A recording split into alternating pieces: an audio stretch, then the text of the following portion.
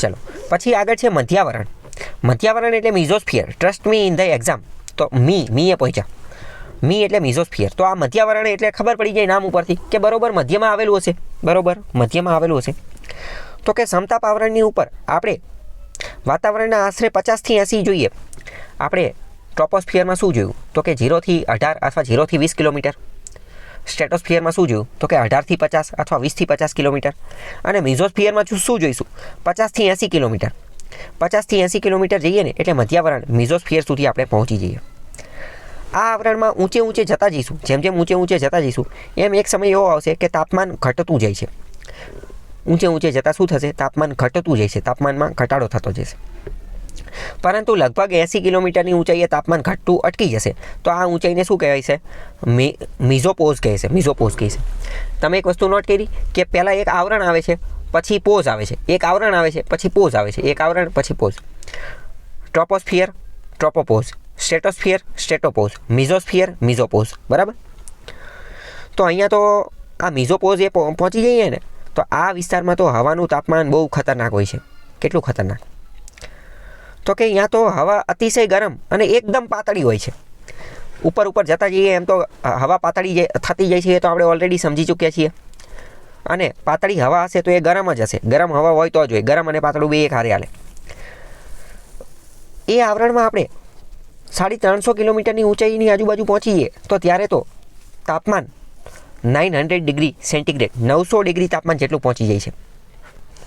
900 degree જેટલું તાપમાન જે છે એ પહોંચી જાય છે. શા માટે? સૂર્યના અલ્ટ્રાવાયોલેટ કિરણોના કારણે. સૂર્યના અલ્ટ્રાવાયોલેટ કિરણો જે છે એની અંદર ઘણી વધારે એનર્જી રહેલી છે.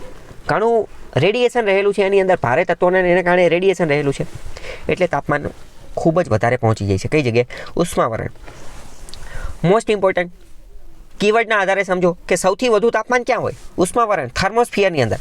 તમે કીવર્ડના આધારે સમજો ને. ઉષ્મા એટલે શું? ઉષ્મા એટલે ગરમી. થર્મો એટલે શું? થર્મોસ એટલે શું? ગરમી જાળવી રાખવાનું. થર્મોસમાં ચા ભર દે, કોફી ભર દે, ગરમી જાળવી રાખવાનું કામ કરશે. તો કીવર્ડના આધારે સમજાવવાનું. ઉષ્માવરણ સૌથી વધુ ગરમી ધરાવે છે. કેટલી? તો કે 350 કિલોમીટરે પહોંચી જાઓ ને તો 900 ડિગ્રી સેન્ટીગ્રેડ 900 ડિગ્રી જેટલું તાપમાન જોવા મળે. એવું શા માટે? એવું એટલા માટે કારણ કે સૂર્યના અલ્ટ્રાવાયોલેટ રેઝ, સૂર્યના જે પાર જાંબલી વિકિરણો જે છે એ અહીંયા જોવા મળે છે. એટલે ચલો મોસ્ટ આઈએમપી ક્વેશ્ચન. માની લો કે સ્ટ્રેટોસ્ફિયર સમતાપ આવરણમાંથી ઓઝોન નીકળી જાય. ઓઝોનનું પડ દૂર કરી દેવામાં આવે તો શું ત્યાં પણ તાપમાન વધારે જોવા મળશે કે નહીં જોવા મળે?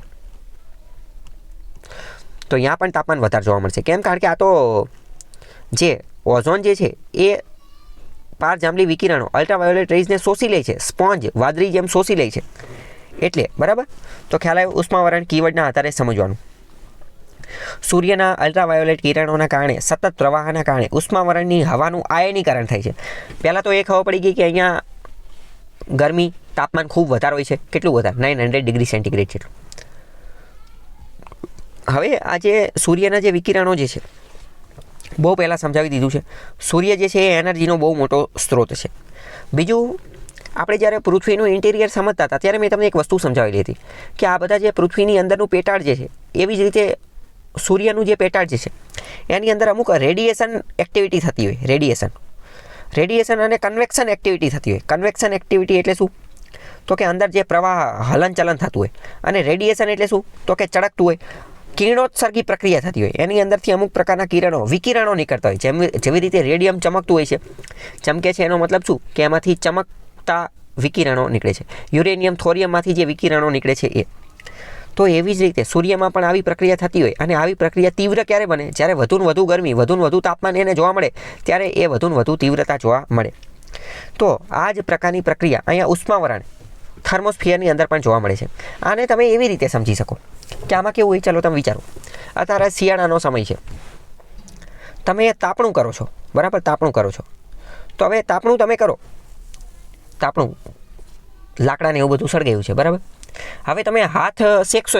હાથ શેકશો તો શું આગ જ્યાં સળગતી હશે એક્ઝેક્ટ આગની અંદર તમે હાથ નાખી દેશો? એક્ઝેક્ટ આગની અંદર હાથ નાખી દેશો? તો કે ના, આગની અંદર નહીં હાથ રાખીએ, એની થોડા ઉપર રાખીશું. તો આનો મતલબ શું? આપણે એવું કહી શકીએ આપણે થોડા ઉપર હાથ રાખીએ ને તેમ છતાં પણ એ આપણને ગરમાહટ, ગરમી તો આપે જ છે. તો બસ અહીંયા પણ એવું જ છે અહીંયા પણ એવું જ છે કે આ જે થર્મોસ્ફિયર ઉષ્માવરણ જે છે ને એ સૂર્યનું આ એક રીતે આને તમે રેડિયેશન તરીકે સમજી શકો છો. તો એમાંથી આવી રીતનું રેડિયેશન ને એવું બધું થતું હોય, તો રેડિયેશન ને એવું બધું થતું હોય ને તો એના કારણે આયનીકરણ થાય છે. આનું શું થાય છે? આયોનાઇઝેશન થાય છે, આયનીકરણ થાય છે. આના કારણે શું થાય છે? આયનીકરણ, આયોનાઇઝેશન. અને એટલે આને આયનોસ્ફિયર પણ કહે છે. જો અહીંયા આમાં આ લોકોએ શું કર્યું, આની અંદર આપ્યું આયનોસ્ફિયર. જ્યારે આપણે trust me in the exam એની અંદર આપણે જો મિઝોસ્ફિયરની બાજુમાં તે આયનોસ્ફિયર સાથે સાથે આવી જતું હતું એટલે આપણને ખ્યાલ આવી જવો જોઈએ. બરાબર? તો બધા કીવર્ડ, બધી વસ્તુને કનેક્ટિંગ ધ ડોટ્સ બધું ભેગું કરવાનું છે કે મિઝોસ્ફિયર, પછી શું હતું તો કે થર્મોસ્ફિયર, ઉષ્માવરણ. ઉષ્માવરણની અંદર અલ્ટ્રાવાયોલેટ વિકિરણોના કારણે ખૂબ જ વધારે ગરમી જોવા મળે છે. કેટલી વધારે? તો કે 900 ડિગ્રી સેન્ટીગ્રેડ. અને અહીંયા તે જે છે એ શું જોવા મળે છે તો કે રેડિયેશનના એ બધાના કારણે આયનો જોવા મળે છે. આયન પ્લસ માઇનસ આયન જોવા મળે છે એટલે આને આયનોસ્ફિયર પણ કહે છે. બરાબર? ખ્યાલ આવ્યો કે નહીં? હવે બીજું મોસ્ટ ઇમ્પોર્ટન્ટ, અહીંયા આયન જોવા મળે છે, ધન અને ઋણ આયન જોવા મળે છે, વીજભારયુક્ત ઇલેક્ટ્રોનવાળા વીજભારયુક્ત આયનો જોવા મળે છે. તો રેડિયોના તરંગો જે છે, રેડિયોના તરંગો એ આના કારણે તો વીજભારયુક્ત બને છે અને આના કારણે તે અથડાઈને પરાવર્તન થઈ અને પૃથ્વી પર પાછા આવે છે. એટલે રેડિયોના પ્રસારણ માટે આ આવરણ ખૂબ જ ઉપયોગી છે. ઇન શોર્ટ તમે એટલું યાદ રાખો કે આ જે આયનોસ્ફિયર, આયનાવરણ જે છે કે જે એક રીતે ઉષ્માવરણનો જ ભાગ છે, થર્મોસ્ફિયર, એ રેડિયો પ્રસારણ માટે ખૂબ મહત્ત્વના છે. એવું શા માટે? કારણ કે અહીંયા જે આયન બનેલા છે, ધન અને ઋણ આયન બનેલા છે, તો અહીંયા એક રીતે રેડિયો સ્ટેશન ગોઠવેલા હોય છે. રેડિયો સ્ટેશન ત્યાંથી રેડિયોના કિરણો ભટકાઈ અને ત્યાંથી જે છે પાછા આવે છે એનર્જીની બધું પ્રાપ્ત કરી. અને ખ્યાલ આવ્યો કે ન આવ્યો?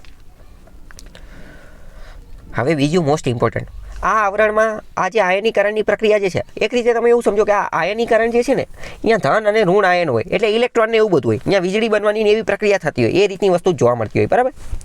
તો આ આયનીકરણની પ્રક્રિયાના કારણે ઘણી બધી વાર ધ્રુવ પ્રદેશોની અંદર ઊંચે આકાશમાં ઓરોરા જોવા મળે છે. ઓરોરા એટલે શું તો કે મેરુ જ્યોતની ઘટના, સુમેરુ ડુમેરુની ઘટના.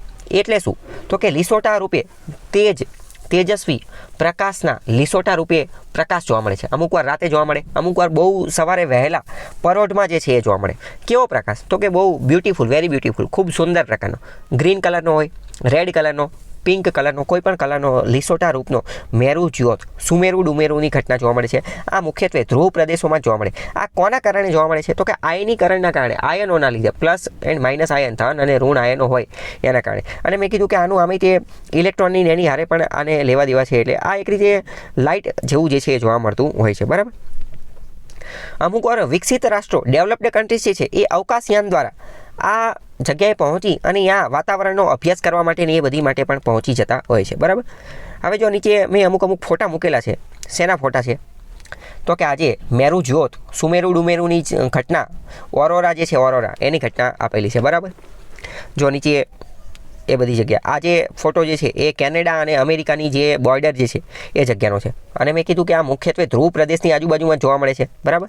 તો અહીંયા જો આ જોવા મળે છે. આ જોવા માટે તે બહુ સંઘર્ષ કરવો પડે. કેમ? કારણ કે અહીંયા તાત્કાલિક ન મળે. આપણે લકી હોય તો જોઈએ કે બાકી ન જોઈ શકીએ. હવે આપણે જોયું કે ધ્રુવ પ્રદેશમાં જોવા મળે છે આ સુમેરુ ડુમેરુની ઘટના, મેરુ જ્યોતની ઘટના. તો ધ્રુવ પ્રદેશ તો બે છે, એક તો ઉત્તર ધ્રુવ અને દક્ષિણ ધ્રુવ. મોસ્ટ ઇમ્પોર્ટન્ટ, આ લોકોએ બે નામ આપેલું છે. એક તો ઓરોરા બોરેલિસ અને ઓરોરા ઓસ્ટ્રેલિસ. ઉત્તર ધ્રુવવાળી નોર્ધન લાઇટ્સ જે છે, ઉત્તર ધ્રુવવાળી નોર્ધન લાઇટ્સ જે છે એને નામ આપ્યું ઓરોરા બોરેયાલિસ. અને દક્ષિણ ધ્રુવવાળી જે છે સધર્ન લાઇટ, એને નામ આપ્યું ઓરોરા ઓસ્ટ્રેલાલિસ. વિધાનવાળા વાક્યમાં પૂછાઈ જશે અથવા કોઈ પણ રીતે જે છે એ જોડકામાં કે એમાં એકાદામાં પૂછી લેશે. બરાબર? તમારે ઊંધું યાદ રાખવાનું. ઉત્તર ધ્રુવ જે છે તો એમાં ઉપર પહેલાં બી રાખ્યો અને પછી એ રાખ્યો. બોરેયાલિસ ઉત્તર ધ્રુવમાં, ઓસ્ટ્રેલિયાલિસ દક્ષિણ ધ્રુવમાં. અથવા તો એવી રીતે પણ યાદ રાખી શકો, ઓસ્ટ્રેલિયા ખંડ ક્યાં આવેલો છે? દક્ષિણ ધ્રુવમાં આવેલો છે. દક્ષિણ ધ્રુવમાં એટલે ઓરોરા ઓસ્ટ્રેલિયાલિસ દક્ષિણ ધ્રુવમાં છે. ઓરોરા બોરિયાલિસ ઉત્તર ધ્રુવમાં. ઉત્તર ધ્રુવમાં એ કયા કયા દેશમાં જોવા મળે? તો મેં કીધું કેનેડામાં જોવા મળે છે, અલાસ્કામાં જોવા મળે છે, આર્કટિકમાં, રશિયામાં, એ બધી જગ્યાએ જોવા મળે. દક્ષિણ ધ્રુવમાં ક્યાં જોવા મળે? તો કે એન્ટાર્કટિકામાં, ઓસ્ટ્રેલિયામાં, સાઉથ આફ્રિકામાં, એવી બધી જગ્યાએ જોવા મળે છે. બરાબર? તો જો નીચે એ બધાના અલગ અલગ ફોટા આપેલા છે, અલગ અલગ કલરમાં એ બધા જોવા મળે એવી બધી વસ્તુ છે. ઓકે, ગૂગલમાં તમે સર્ચ કરશો આ ઓરોરાવાળું, બરાબર, તો નીચે જો મેં એક આઇકન મૂકેલું છે, આવું આઇકન જો દેખાતું હશે એ આઇકન ઉપર તમે ક્લિક કરશો ને તો તમે એ વિડીયો તમને બતાવી દેશે કે કેવું જોવા મળે, બરાબર. બાકી તો લાઈવ ત્યાં જઈને જોવું પડે. ચલો આગળ પાના નંબર 35માં આવી જાઓ. હકીકતમાં આ બધું શા માટે જોવા મળે છે એનું પણ હું તમને થોડું ઘણું કારણ કહી દઉં. કારણ કે મેં તમને કીધું કે સૂર્ય એ એનર્જીનો બહુ મોટો સ્ત્રોત છે. સૂર્ય એની અંદર ભારે તત્વો આવેલા છે. સૂર્યની અંદર મેગ્નેટિક ફિલ્ડ ને એવું બધું જોવા મળતું હોય છે. એની અંદર રેડિયેશન જોવા મળતું હોય છે, મેગ્નેટિક ફિલ્ડ જોવા મળતું હોય છે, રેડિયેશન જોવા મળતું હોય. આ બધાના કારણે આયનો અને એ બધું બનતું હોય છે. તો આ બધાના કારણે જે છે ને એ ચાર્જડ પાર્ટિકલ, વીજ ભારિત કણોનું નિર્માણ થાય છે. વીજ ભારિત કણો અને આ વીજ ભારિત કણો જે છે ને એ ધીમે ધીમે શું કરતા હોય છે, એ જ જે છે એ આવી રીતે આ પ્રકાશનું નિર્માણ કરતા હોય છે. ઓકે, ખ્યાલ આવ્યો કે નહીં? કંઈ ડાઉટ હોય તો પૂછી લો. તો અહીંયા આપણું જે થર્મોસ્ફિયર એટલે ઉષ્માવરણ જે છે એ પૂરું થાય છે. ઉષ્મા કીવર્ડથી સમજવાનું. અને ઉષ્માવરણથી થોડુંક આગળ શું આવેલું છે? આયનાવરણ આવેલું છે. બંનેને શું લેવા દેવા છે એ સમજી ગયા. રેડિયો પ્રસારણ માટે, સિગ્નલ મોકલવા માટે ને એ બધા માટે. Northern lights, southern lights, aurora australis, aurora borealis એ બધું જોવા મળે છે, બરાબર. મેરુ જ્યોત, સુમેરુ ડુમેરુ એ બધું અહીંયા જોવા મળે છે. ઓકે.